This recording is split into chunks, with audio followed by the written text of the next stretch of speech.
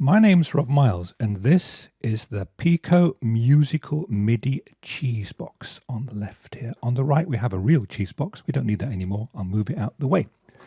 Now, the PICO MIDI Cheesebox actually sends MIDI messages down this cable to any device that can understand MIDI messages. That's note on and note off for music or for rhythm sounds. I have it plugged into a pure data program, which is taking what it sends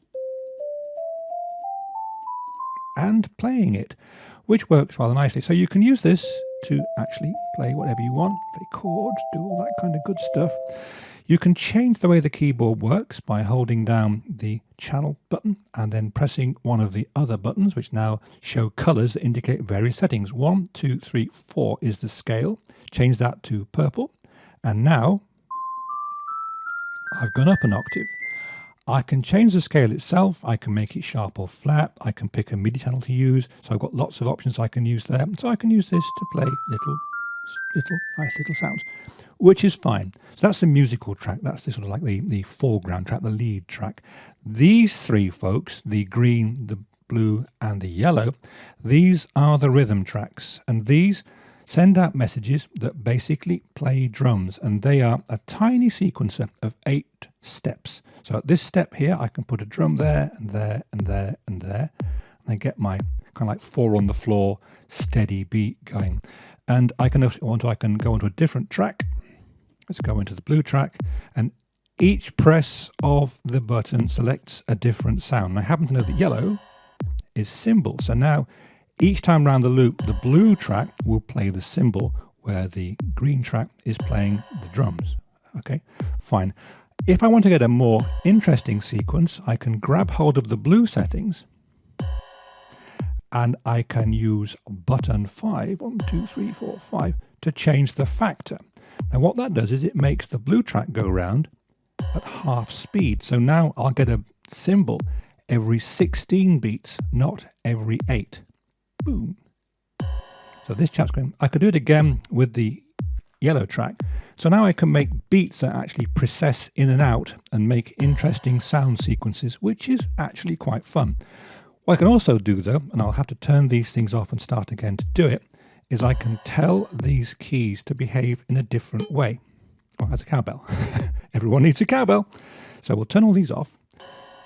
And then I'll go back to the blue track and I'll turn off the one cymbal sound. There we go. Now these guys are playing nothing, but I can tell them if I hold down the blue track, the green button, I can say, here's a setting request for you, please. I want you to be playing notes now, and I want you to send your notes to red, which is MIDI channel 1. So now I'm going to do the same thing with the blue track. Tell him the second press always gives you the settings. You're going to be sending notes, and you're going to be sending them again to the red channel. Okay, so now if I put some things into here, each time round the loop, it plays a little sequence. And I can then go on to here, and this guy, remember, is going at half the speed, so he'll play. And they'll just sort of happily process in and out with each other, playing music sequences. That's kind of funky. But the next thing you can do is tell these tracks, okay, now you're Euclidean. And what that means is that now these aren't note numbers, they're actually values that are added together to make a note. So you start getting quite interesting sounding sequences now. And because they're going at different speeds, the sequence repeats and chugs along quite happily. I can use the yellow track, which is still doing beats, to actually put down some rhythm if I want. And I can go into this thing and just make some changes and make different sounds.